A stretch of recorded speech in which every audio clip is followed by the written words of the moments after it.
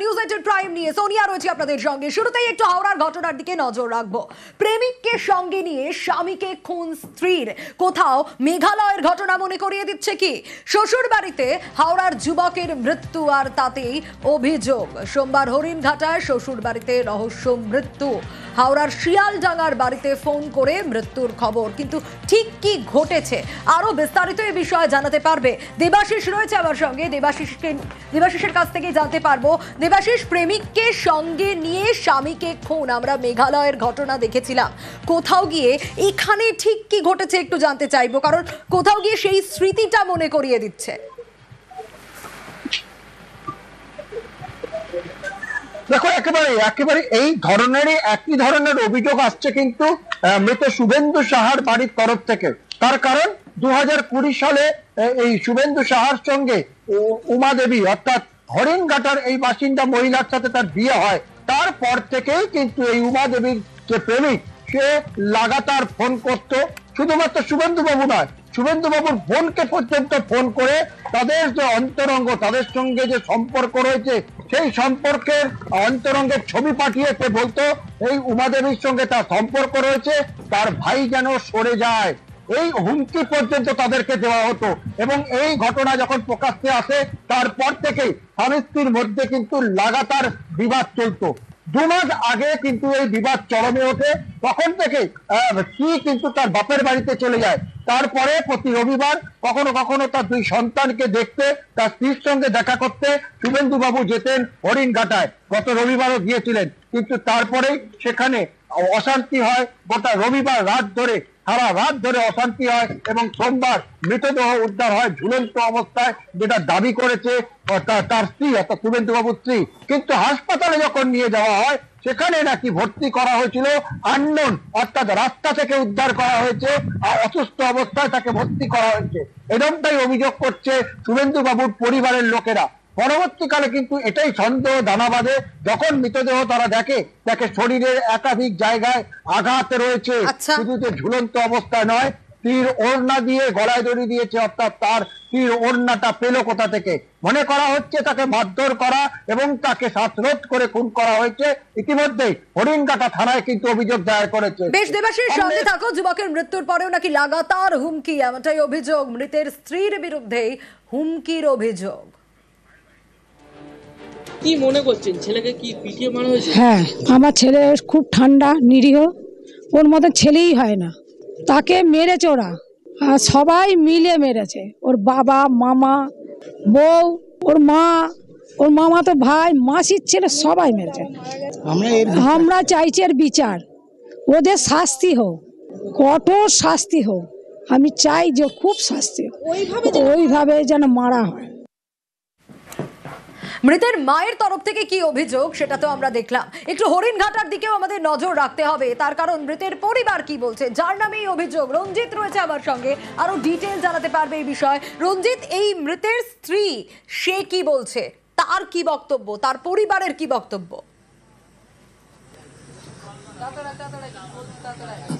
দেখো, ঘটনার পর থেকে তার পরিবার পুরো পলাতক রয়েছে এবং ইতিমধ্যেই পুলিশ তদন্ত শুরু করেছে। কারণ যে ঘটনা ঘটেছে, পরিবারের পক্ষ থেকে অর্থাৎ যে মৃত যুবকের শ্বশুরবাড়ির পক্ষ থেকে ফোন করে জানানো হয়েছিল যে আত্মহত্যার কথা, এবং যে মৃত যুবকের যে শ্বশুরবাড়ির লোকজন, তারাও কিন্তু দাবি করছে নিছক একেবারে আত্মহত্যা, খুনের কোনো ঘটনাই ঘটেনি।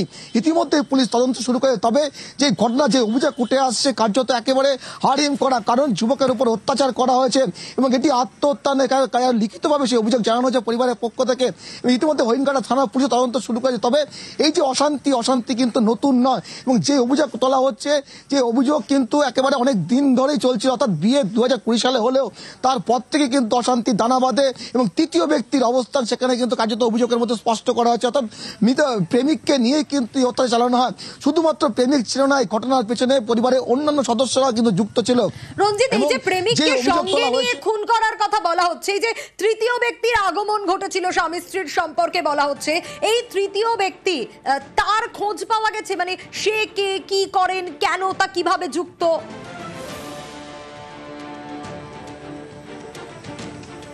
দেখো এই নিয়ে কিন্তু তার স্বামী স্ত্রীর মধ্যে অশান্তি লেগেই ছিল, এমনটাই কিন্তু তার যে মামি অর্থাৎ যে স্ত্রী যে উমা সরকার তার যে মামি তিনি কিন্তু স্বীকার করে নিয়েছেন যে যেই রাতে ঘটনা ঘটেছে সকালবেলা যেহেতু দেহ উদ্ধার হয়েছে তার আগের দিন রাত পর্যন্ত কিন্তু অশান্তি হয়, সেই অশান্তির জেরে তিনি আত্মহত্যা করেন। তার মামিও কিন্তু সেই দাবি করছেন, তবে যে অশান্তি লেগে থাকতো সেটা কিন্তু স্বীকার করে নিয়েছেন।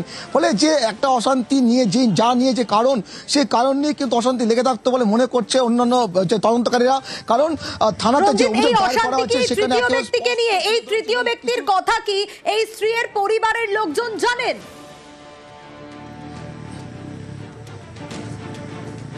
তারা কিন্তু স্বীকার করতে চায়নি, তবে অশান্তি লেগে থাকতো সেটা কিন্তু স্বীকার করেছে। এবং যে বিষয়টি সামনে আসছিল যে তৃতীয় ব্যক্তির অবস্থান, তাকে নিয়ে যে অশান্তি এবং তার পরিবারে যে অশান্তি লেগে থাকতো স্বামী স্ত্রীর মধ্যে, সেটা কিন্তু স্বীকার না করলেও তাদের যে কথাবার্তা যে কিছুটা তারা জানতেন কিছু কিছু সমস্যা হয়েছিল যে অশান্তি লেগে থাকতো সেটা কিন্তু স্বীকার করে নিয়েছে।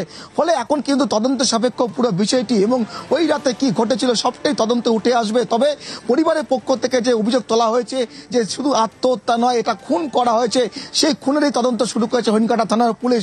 এবং ঘটনার পর থেকে একেবারে পরিবার তালা মেরে সেখান থেকে পালিয়ে গেছে। যে ছবি কিন্তু আমরা তুলে ধরেছি যে দরজায় তালা দেওয়া রয়েছে। রঞ্জিত, আরেকটা বিষয় একটু জানতে চাইবো, এই তৃতীয় ব্যক্তি সে কি সামনে এসেছে যার কথা বলা হচ্ছে? দেখো অভিযোগের মধ্যে কিন্তু হুমকির কথা তুলে ধরা হয়েছে যে যে উমা সরকার তার স্বামীকে নিহত যুবককে যে মৃত যুবককে হুমকি দেওয়া হতো একটি ফোন নাম্বার থেকে, সেটাও কিন্তু পরিবার পক্ষ থেকে পুলিশকে জানানো হয়েছে। তবে যে পরিবারের মধ্যে যে অশান্তি লেগেছিল সেটা কিন্তু তার মামি স্বীকার করে নিয়েছে এবং যে রাতের ঘটনা সেই রাতে যে অশান্তি হয় সেটাও কিন্তু স্বীকার করে নেওয়া হয়েছে। ফলে ঘটনার পর থেকে পুরো পরিবার পলাতক রয়েছে। এই মুহূর্তে তদন্ত সাপেক্ষ পুরো বিষয় উঠে আসবে, কারণ এখনো পর্যন্ত পুলিশ কাউকে গ্রেফতার বা আটক করেনি। রঞ্জিত, যে বিষয়টা তোমাকে জিজ্ঞেস করছিলাম, এই তৃতীয় ব্যক্তি কি সামনে এসেছে, তার সন্ধান কি পাওয়া গেছে, খোঁজ পাওয়া গেছে কে এই তৃতীয় ব্যক্তি?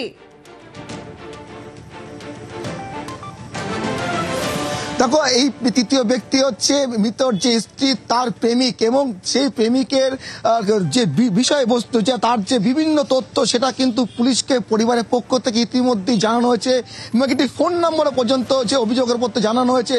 কারণ যেই ফোন নাম্বার থেকে হুমকি দেওয়া হয়েছিল যে যুবককে, এমনটাই কিন্তু জানানো হয়েছে। বিষয়টি কিন্তু মৃত যুবকের পরিবারও জানতেন যে এই ধরনের একটা বিষয় ঘটছে এবং এই নিয়ে কিন্তু একটা অশান্তি লেগেছিল। ফলে পুলিশ কিন্তু এখন তদন্ত করে দেখছে তৃতীয় ব্যক্তি সন্ধান চালাচ্ছে, পাশাপাশি পরিবার যারা অন্যান্য সদস্য। অবশ্যই আমাদের নজর থাকবে, কিন্তু মৃতের পরিবারের অভিযোগ তো স্ত্রী খারিজ করে দিচ্ছে। স্বামীর বিরুদ্ধে পাল্টা নির্যাতনের অভিযোগ তুলছে স্ত্রী। রবিবার মারধরের পর নাকি ছাদে গিয়ে আত্মহত্যা স্বামীর, এমনটাই দাবি করছেন স্ত্রী।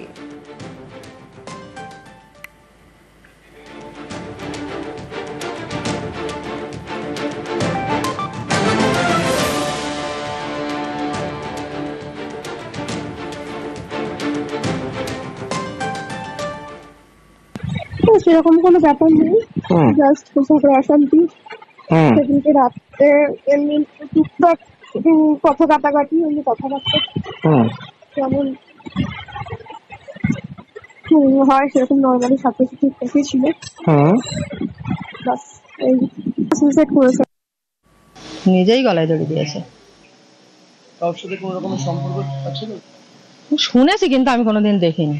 স্বামীর অসুস্থতার কারণেও হতে পারে, হয়তো কিছুদিন অসুস্থ ছিল, এখানে থেকে চিকিৎসা হলো, আমি জানি না। না আমরা কেউই জানি না, একমাত্র মেয়ে ছাড়া কেউ হয়তো জানে না।